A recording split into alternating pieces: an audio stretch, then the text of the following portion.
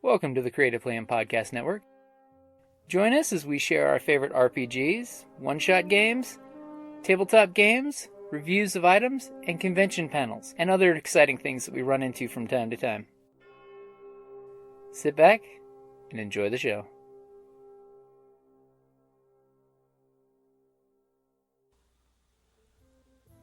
Hi, this is Jim from Creative Plan Podcast Network, Ragnarok and Roll, and D&D Journey of the 5th Edition.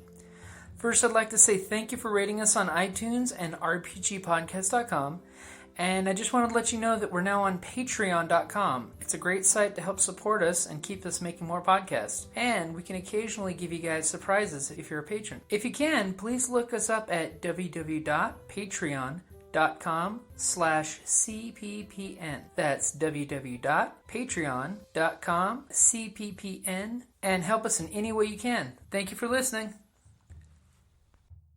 Hey guys, Jim here with Creative Plan Podcast Network. And here we are again at that beautiful time of year in August when it is the RPGaDay2019. So RPGaDay is back for the 6th year in a row. This August, tabletop gamers everywhere are going to get really creative because they've actually changed the way the RPGaDay works this year. Instead of the usual 30 questions for the month, they've actually set it up so there's 30 prompts for the month. So single words, like for today, it is first.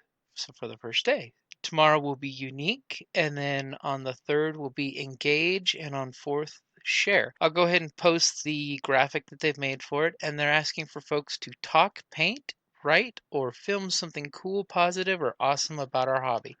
And then, of course, stick the good old hashtag RPGaDay2019 to it. So, first.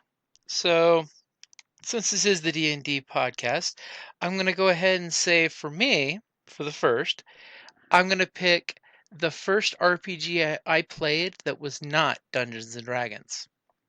So back, we're talking late 80s. The first RPG I played that was not Dungeons & Dragons was actually Palladium Books Teenage Mutant Ninja Turtles. It was this really fun little RPG written where you get to play everyone knows the classic Teenage Mutant Ninja Turtles, or you can come up with your own group of mutant animals to play and then fight the Foot Clan and whatever else trouble-wise that was created by your game master. It was the first time that I actually got to experience a RPG that was not D&D, and it had a whole new unique system that I had to get used to, which was the attacks per melee round.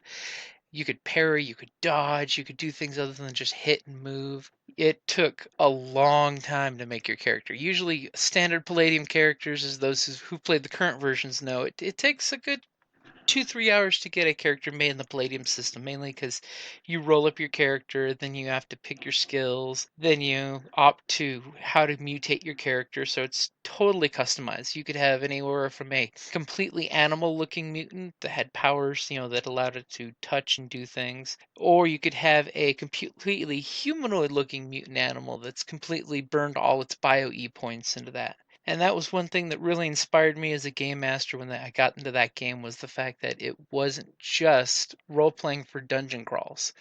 It was you could get out and you could role-play modern-day urban combat. Then all of a sudden, realize that, hey, you're not just stuck to doing dungeon crawls and, D&D. You had options to play, which of course then that led things to go super cattywampus because we started playing every RPG we could get our hands on at that point. But if you do get a chance, definitely check out Palladium Books Teenage Mutant Ninja Turtles. It's unfortunately not in current print. You have to see if you can find an old PDF of it or an old copy on eBay because they no longer have the license for Turtles. But it's a super fun RPG. It's a great flashback to the day. They wrote dozens and dozens of supplements The artwork was good in it because they did that old school classic Eastman style Turtles where it had the gritty hard edge, and it wasn't the cartoon version of Teenage Mutant Ninja Turtles. It was definitely the hard edged comic book version, which hey, they've had resurgences of the series, so if you play Teenage Mutant Ninja Turtles, let me know what you think about it. I thought it was a great game. It was a great system. It was the first introduction to a different kind of alignment system, which was great. And they had awesome insanity tables in there for when you got all messed up in the head, which it's funny because at some point they had to redact those, and they actually issued stickers to put in your player's book to make it more PG-13 with the insanity tables they came up with. So hey guys, RPG a Day 2019. This is just the first episode, so it's all about firsts. So if you had a chance, what would your first episode have been? I'm still going to get Kelly to go ahead and write up something so we can post on the creativeplayingpodcastnetwork.com and see if some of our other gamers can get into it, because we're getting a slow start to RPG Day 2019. But it's August the 1st, all about firsts, and I'll probably be writing something up and hopefully getting another post on the Ragnarok and Roll podcast site as well. Alrighty guys, this is just the beginning. Happy RPG Day 2019. This is Jim, signing out.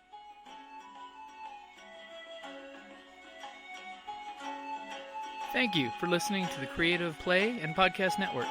And feel free to enjoy our other shows, such as D&D Journey of the 5th Edition and Scion Ragnarok and Roll, a Scion hero to Ragnarok story. Thank you for listening.